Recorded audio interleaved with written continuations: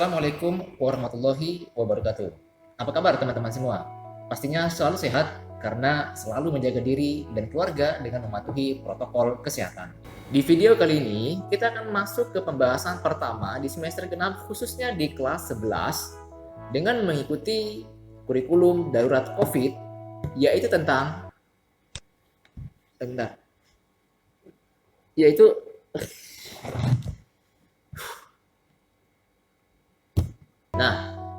yaitu tentang karakteristik gelombang. Siapa nih yang waktu liburannya main-main ke pantai, kejar-kejaran dengan ombak di kala senja? Pasti seru banget ya. Apakah di dalam fisika, gelombang hanya terjadi di laut saja? Langsung saja kita langsung saja ke pembahasannya.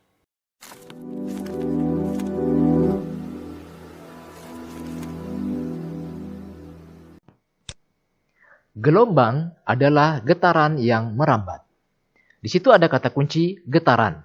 Sebagaimana yang sudah kita pelajari, getaran adalah gerakan bolak-balik di sekitar titik setimbang.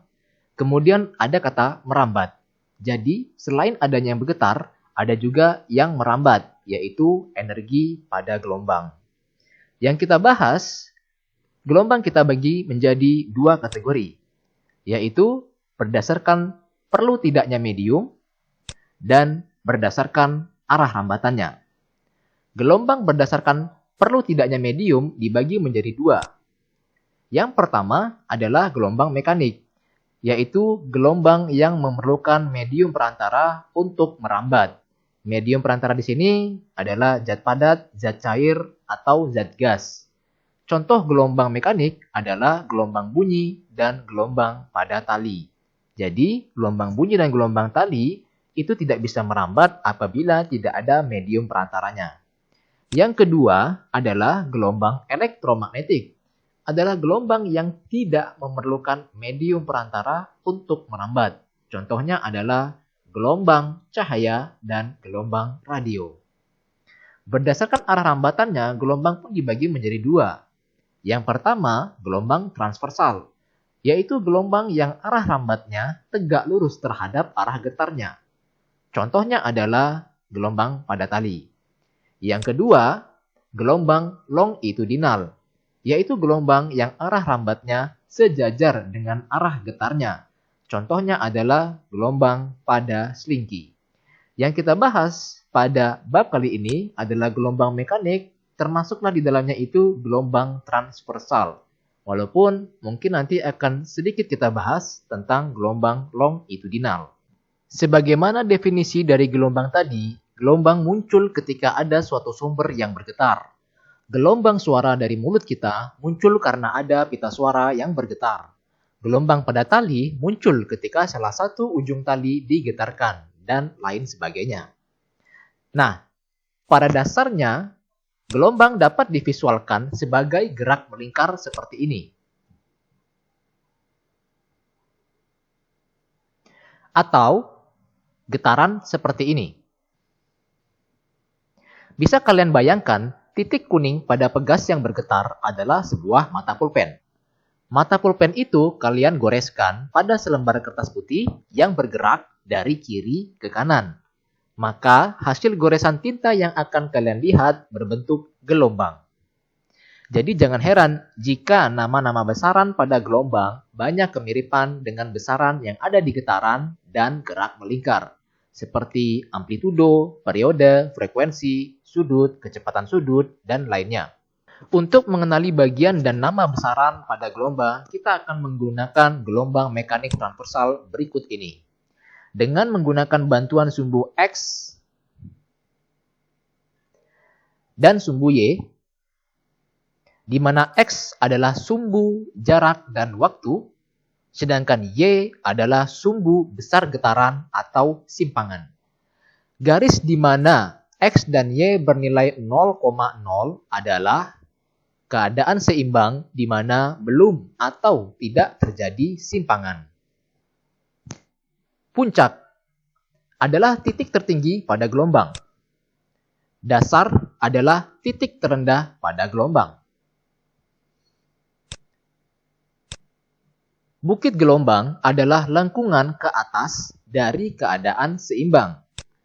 Sedangkan lembah adalah cekungan ke bawah dari keadaan seimbang. Amplitudo atau dilambangkan dengan A adalah nilai mutlak simpangan terbesar. Amplitudo bernilai positif jika ke atas dan bernilai negatif jika ke bawah. Di situ ada kata simpangan. Sebenarnya apa sih simpangan? Nanti akan kita bahas. Jarak antara dua titik ini disebut panjang gelombang. Kalau kita amati, di antara dua titik tersebut ada satu bukit dan satu lembah. Tidak hanya itu, jarak antara dua puncak yang berdekatan atau dua dasar yang berdekatan seperti ini juga disebut panjang gelombang. Lantas, apa sih panjang gelombang? Apakah jaraknya hanya sampai di situ saja? Panjang gelombang adalah panjang satu buah gelombang. Dilambangkan dengan lambda. Jadi, kalau ada pertanyaan berapa besar panjang gelombang, kita hanya melihat panjang satu gelombang, bukan panjang keseluruhan gelombang. Sekarang, mana sih yang disebut satu gelombang? Satu gelombang adalah bagian gelombang yang terdiri dari satu bukit dan satu lembah. Kita lihat ya pada gambar gelombang. Satu bukit itu kita bagi menjadi dua bagian. Maka di tiap ruang adalah seperempat bagian seperti ini. Jadi, satu bukit adalah setengah bagian gelombang. Seperempat ditambah seperempat. Dapatlah setengah. Begitu juga dengan lembah. Kita bagi jadi dua, maka tiap ruang adalah seperempat bagian. Jadi satu lembah pun adalah setengah bagian gelombang. Kalau kita hitung total, satu bukit ditambah satu lembah adalah satu gelombang. Sampai sini jelas ya? Begitu juga dari satu puncak ke puncak lainnya yang terdekat. Juga merupakan satu gelombang. Dapatnya dari mana? Bisa kita lihat. Di areal yang hijau itu, ini titik puncak. Satu, ke puncak terdekatnya, kalau kita tambah ruangnya, seperempat, ditambah seperempat, ditambah seperempat, ditambah seperempat, sampai yang di ruang ini, totalnya adalah satu panjang gelombang. Nah, sekarang berapa sih panjang gelombang yang ada di gambar ini? Misal saya beri angka seperti ini. Maka panjang gelombangnya atau lambdanya nilainya adalah 2 meter. Ingat ya, kalau panjang gelombang adalah panjang satu gelombang. Kalau dari gambar ini kita bisa lihat nih, satu bukit, satu lembah, ternyata panjangnya adalah 2 meter. Bukan keseluruhan panjang gelombang. Kalau keseluruhan panjang gelombang yang ditanyakan, betul 7 meter. Tetapi kalau hanya menanyakan panjang gelombang atau lambda, yang dimaksud hanyalah satu gelombang saja. Yang panjangnya hanya 2 meter. Seperti itu. Berikutnya berhubungan dengan waktu. Masih di sumbu X, waktu kita beri warna merah. Kita lihat perjalanan satu gelombang. Waktu yang diperlukan untuk menempuh satu gelombang disebut dengan periode atau dilambangkan dengan T besar. Jadi periode adalah waktu untuk menempuh satu gelombang yang dirumuskan dengan T kecil per N. Di mana T kecil adalah waktu sembarang dan N adalah banyaknya gelombang yang menempuh waktu tertentu. Jadi, jika ada yang menanyakan apa perbedaan T besar dan T kecil, T besar adalah periode, waktu khusus untuk menempuh satu gelombang saja. Sedangkan T kecil adalah waktu sembarang yang menempuh jumlah gelombang tertentu. Sehingga kalian tidak boleh nih menulis dengan sembarang besaran.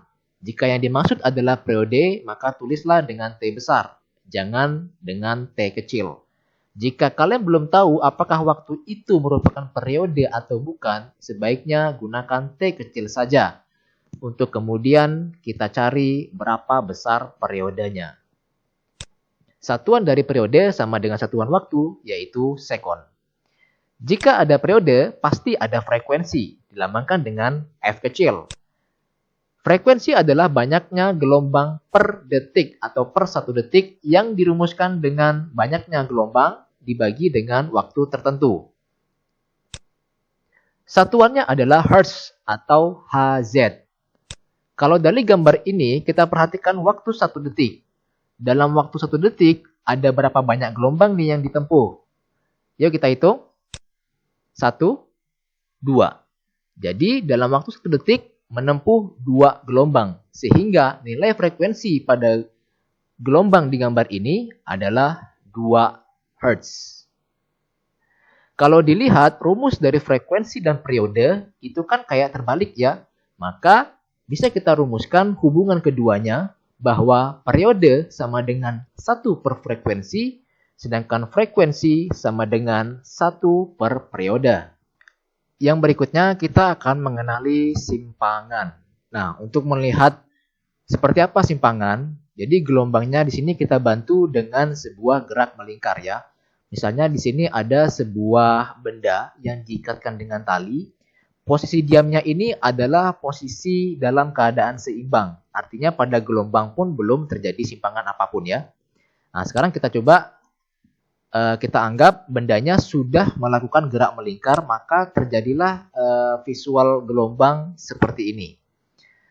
Posisi awalnya pada gerak melingkar di sini, berarti pada gelombang ada pada titik 0,0 seperti ini.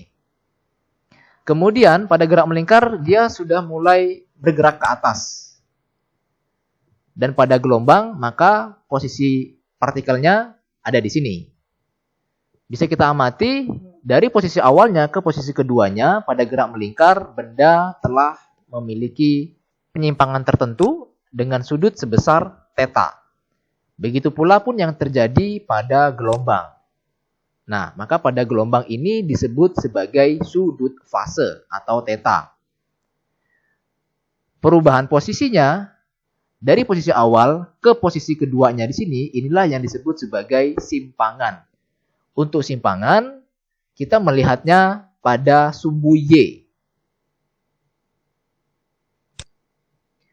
Kalau misalnya bendanya berada pada posisi ketiga seperti ini, maka pada gelombang dia tepat berada di titik puncaknya. Bisa kalian amati ya, pada gerak melingkar dari posisi awal sampai ke posisi ketiganya ini, maka besarnya sudutnya adalah ya siku-siku atau 90 derajat. Maka pada gelombang di sini besar sudutnya adalah 90 derajat. Terus jika melakukan perjalanan, misalnya di posisi ini, maka pada gelombang benda di sini ini sudutnya adalah 180 derajat.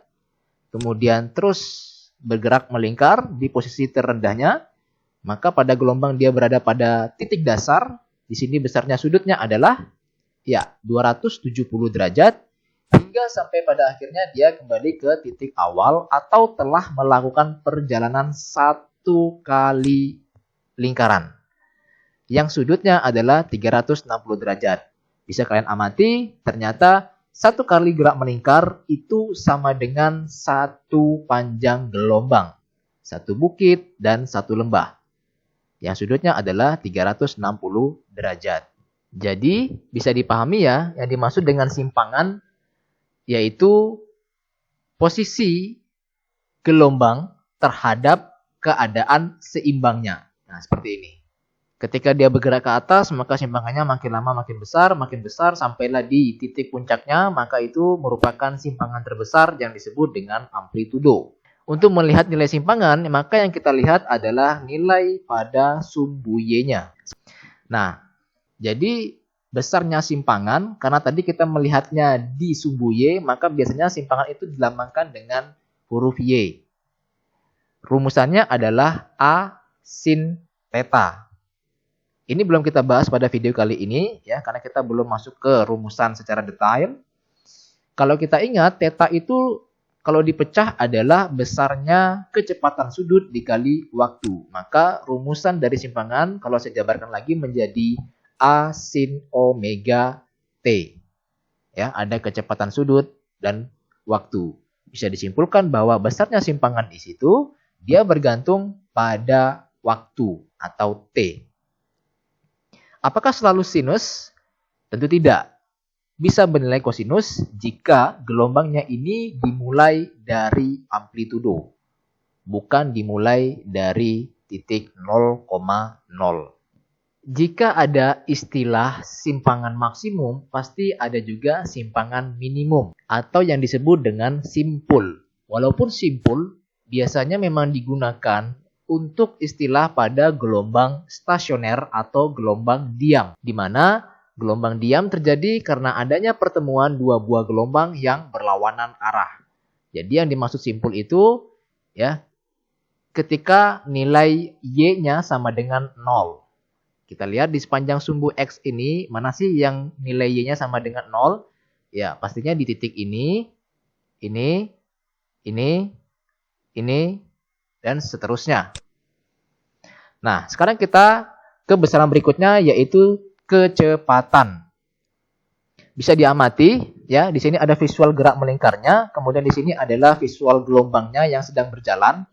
Ketika dia berjalan seperti ini, ya, memiliki yang namanya kecepatan rambat atau V. Kecepatan rambat atau V boleh kita rumuskan dengan S per T. Ini tidak lain adalah kecepatan gerak lurus beraturan. Kenapa? Karena yang kita pelajari di sini adalah gelombang yang dia geraknya beraturan. Jika S atau jarak yang dimaksud di sini adalah jarak satu gelombang, maka S boleh kita gantikan dengan lambda atau panjang gelombang. Sedangkan T-nya, waktunya untuk menempuh satu panjang gelombang tidak lain adalah periode. Sehingga rumus kecepatan bentuk lainnya adalah lambda per periode.